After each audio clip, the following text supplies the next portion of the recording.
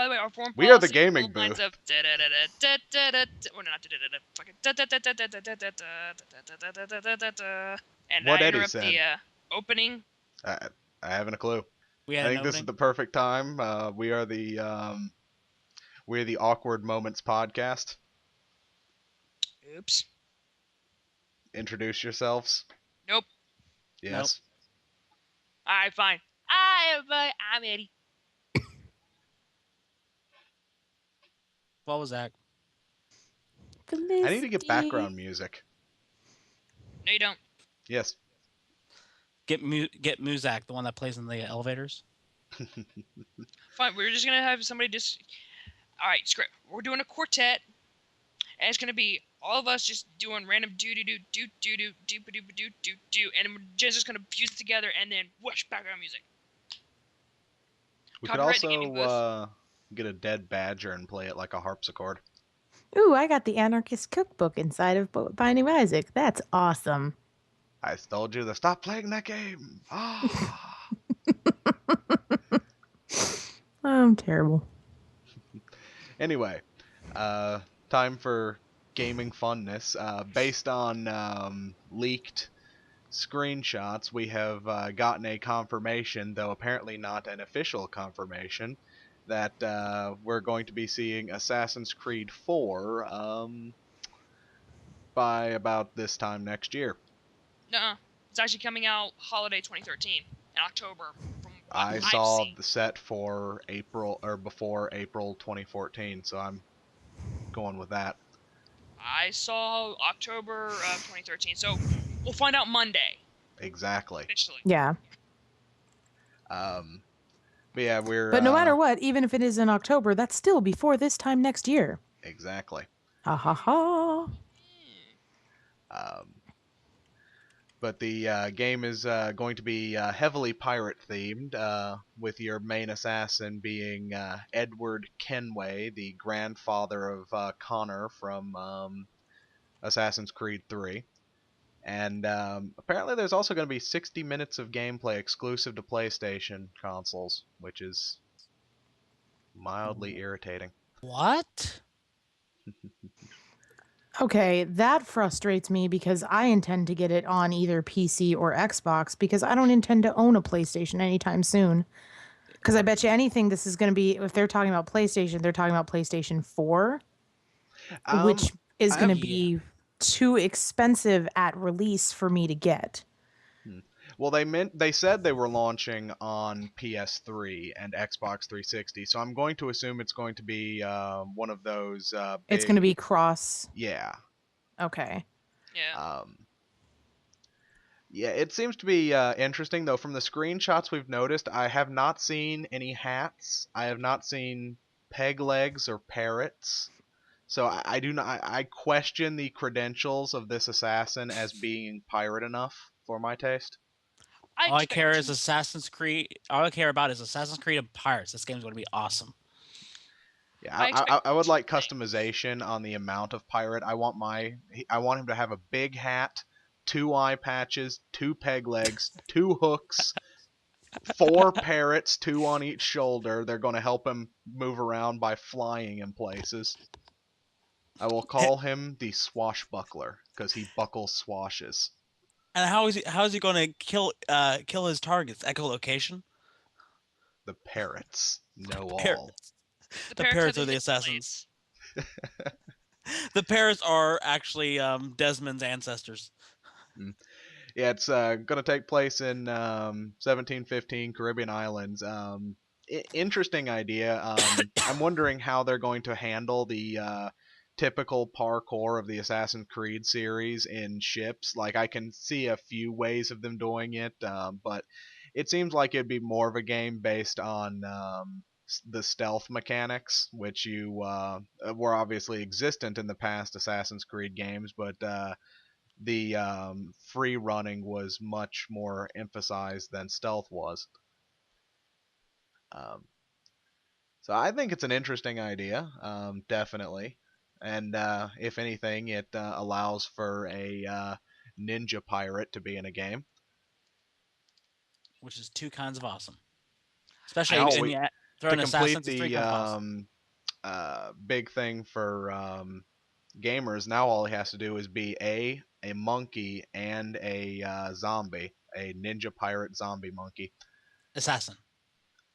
I'm going to Exactly. say this. I expect 3 things from this game. 2 are non-serious, one's definitely serious. The 2 non-serious things are A, this motherfucker better yar at least once, and 2, he better say, bitch, you're walking the plank at least once.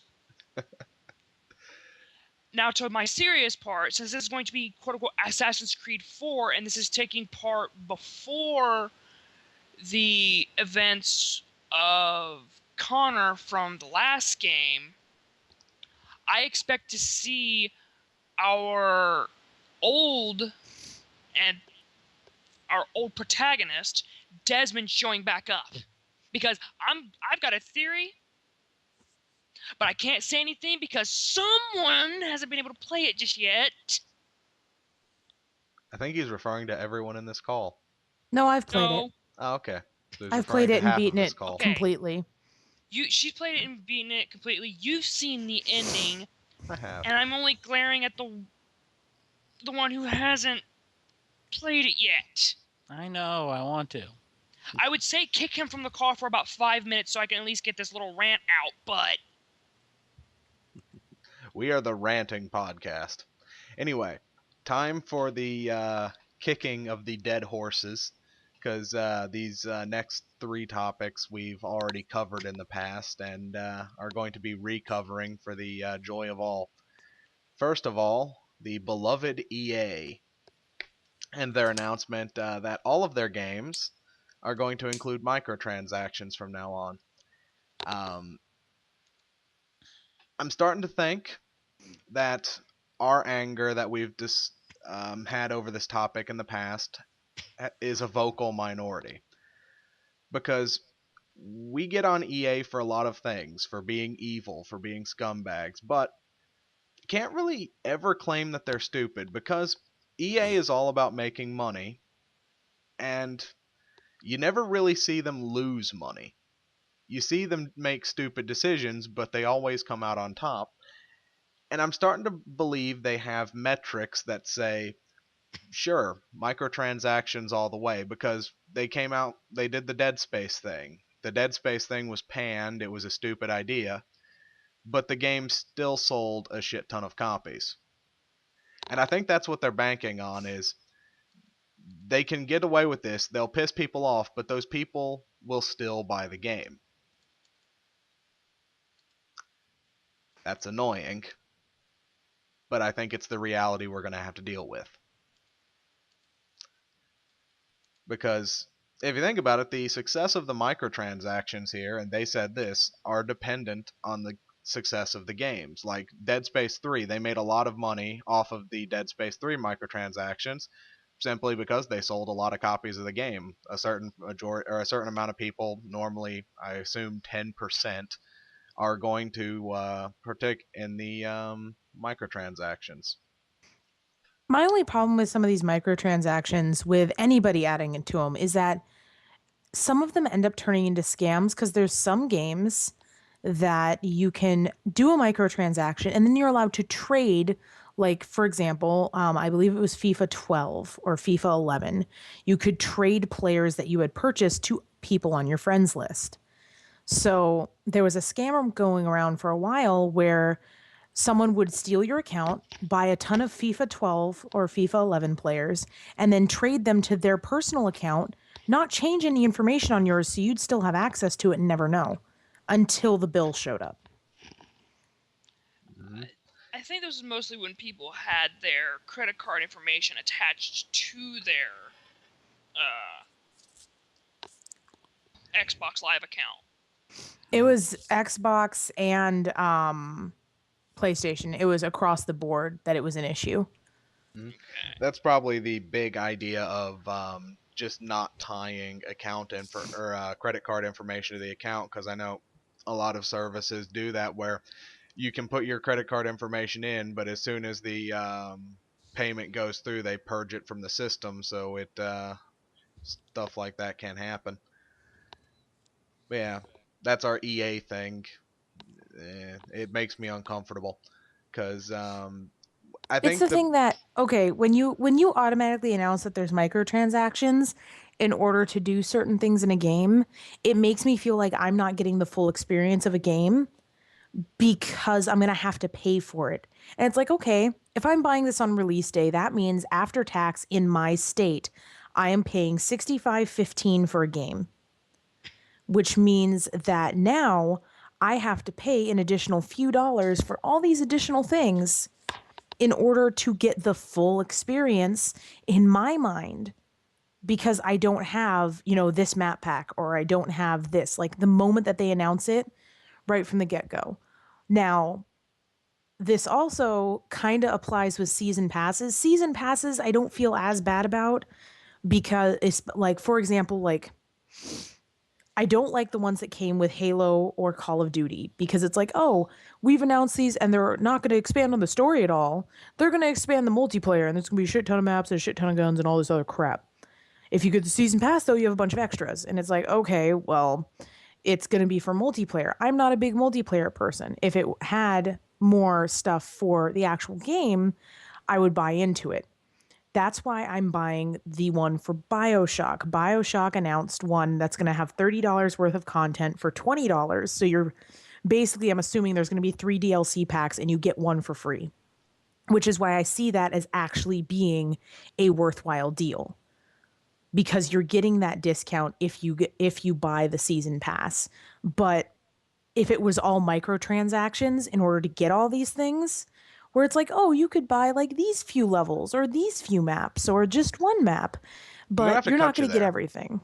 because Like, I'm gonna have to cut you off there because I get what you're saying, but those aren't microtransactions. Those are macro transactions. Those are DLC transactions. well, no, I Microtransactions. was saying I was kind of going off on a tangent a little bit, but it's like I understand if why not make all these microtransactions to make things better into a macro transaction and make them a larger thing.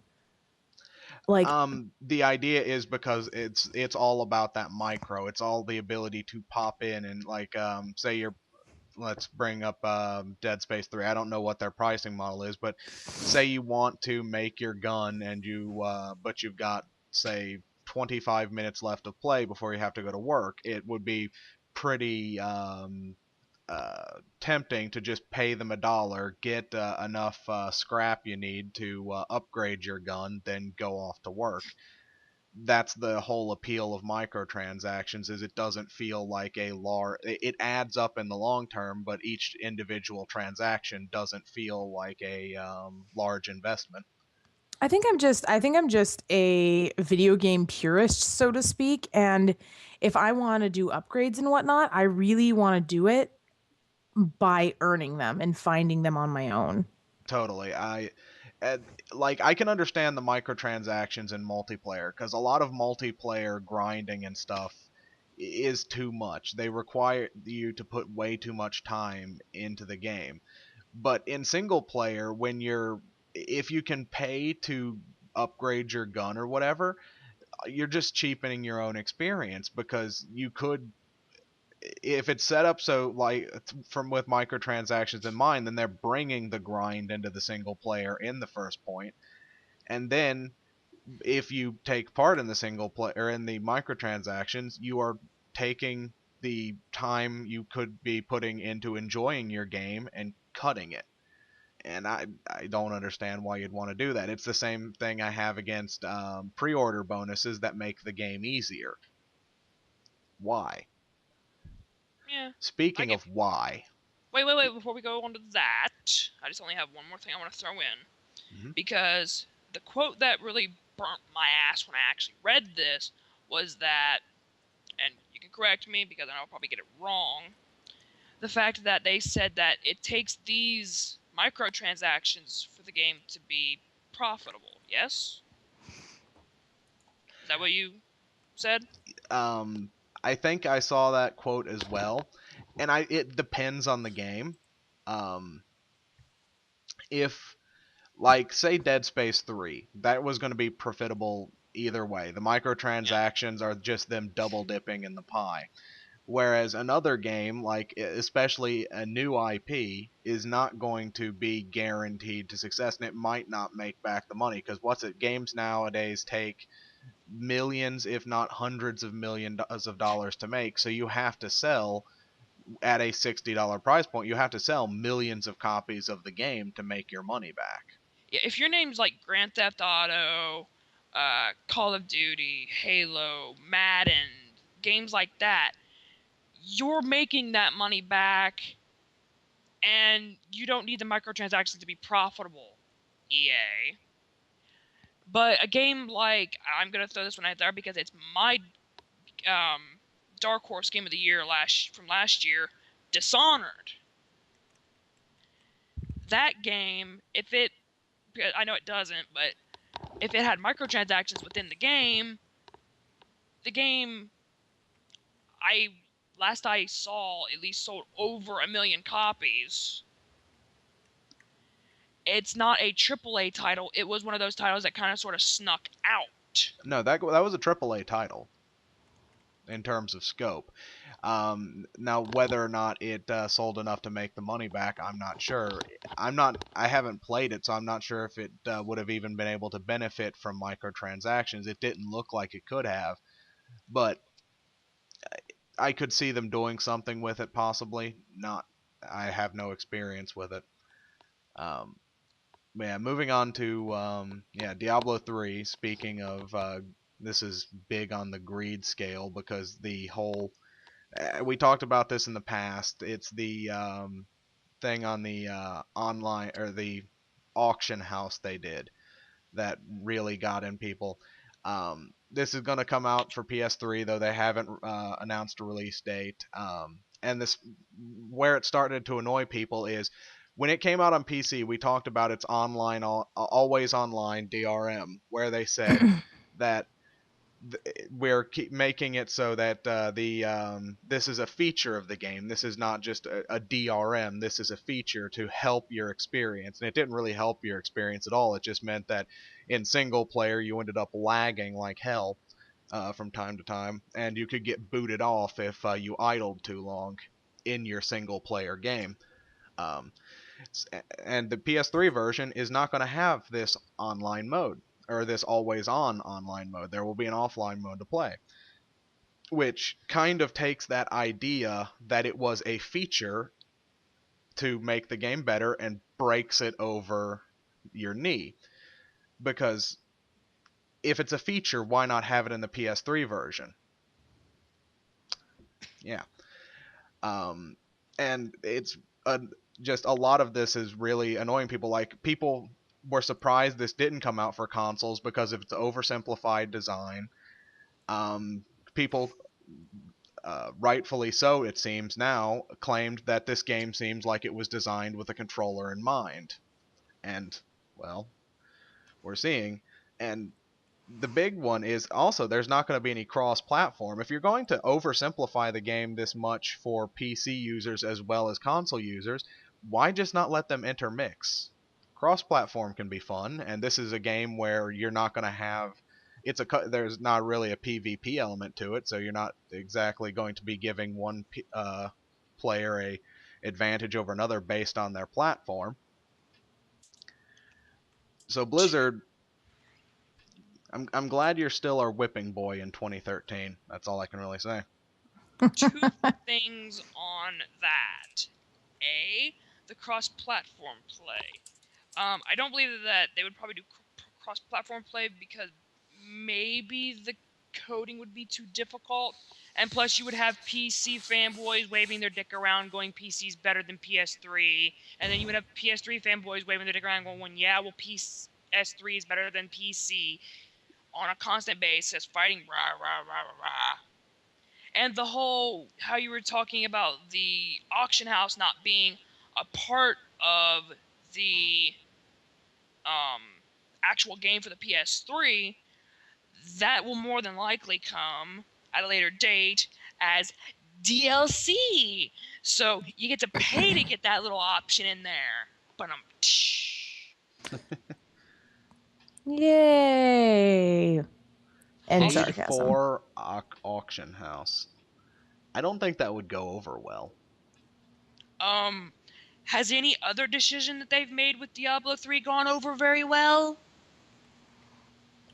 The character designs are nice. I rest my case. I was gonna say I like Diablo 3 when I can play it. The thing on cross-platform, though, we have seen cross-platform games in the past. Shadowrun was big on that.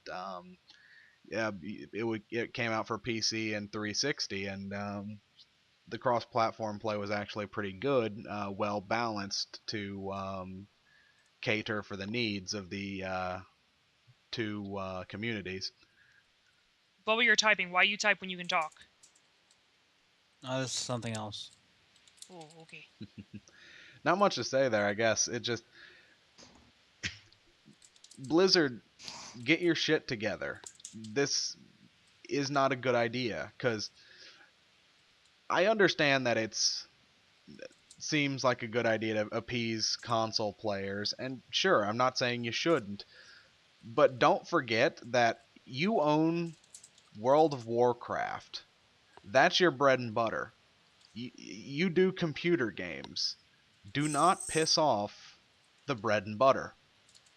Just nah. And speaking about pissing off the bread and butter, hello Steam. Now I don't know a lot of people who got pissed off at this one, except for there's a small vocal minority of people who were mad, but most people were just indifferent or slightly irritated. The WarZ is back on Steam. We remember that because it got taken off because of a lot of false advertising. And they were giving refunds to people, but now the refund is over. It's back on Steam. They have changed their inaccurate description, so it's a lot shorter now. They changed the banner for the game because it had footage from The Walking Dead, not the WarZ. Though they still do not mention that the game is still in beta, and the screenshots they have are not representative of what's in the game, so I'm not entirely sure why Steam put this back up, because just this little thing shows that the hammer, whatever they're called, I didn't Hammer even, point. yeah, hammer point. They didn't learn their lesson. They're trying to cover it up, but they're still scumbags. Okay, so hold on. Let me read what is on Steam because I happen to have my Steam up right now, so I just looked it up. Mm-hmm. And so about the game is now listed as the WarZ as a survival horror MMO with immense It's not players. MMO. Yeah. That immerses players in a zombie infested post apocalyptic world in which a viral outbreak has decimated the human population, leaving in its wake a nightmare of epic proportion. A huge, persistent world, the WarZ is a non-linear open world game.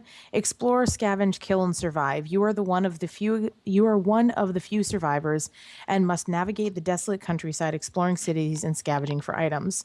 Group with other players to increase your chance of survival. No classes, no levels, no caps. Create your own survival campaign. And then key features are listed as 2 modes of play. You have normal and hardcore. Oh, that one, stop right there.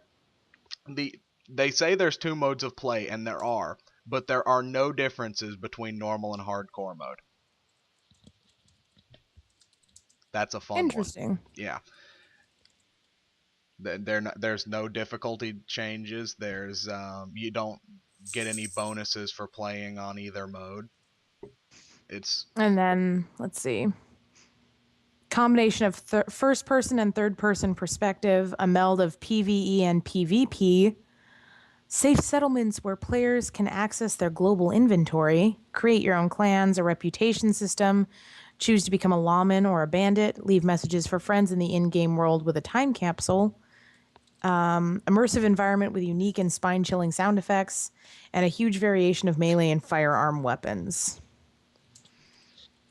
But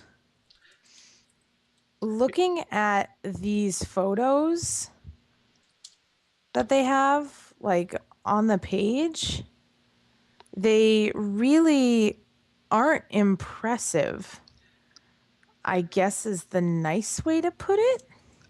The last way I was on, I saw the screenshots were still the old ones they had, where they were showing off people running away from large amounts of zombies or people shooting at large amounts of zombies, and the point of notice was that the amounts of zombies in the screenshots just could not be acquired. Like, you could not get that many zombies in one place at one time. The game would not allow for it.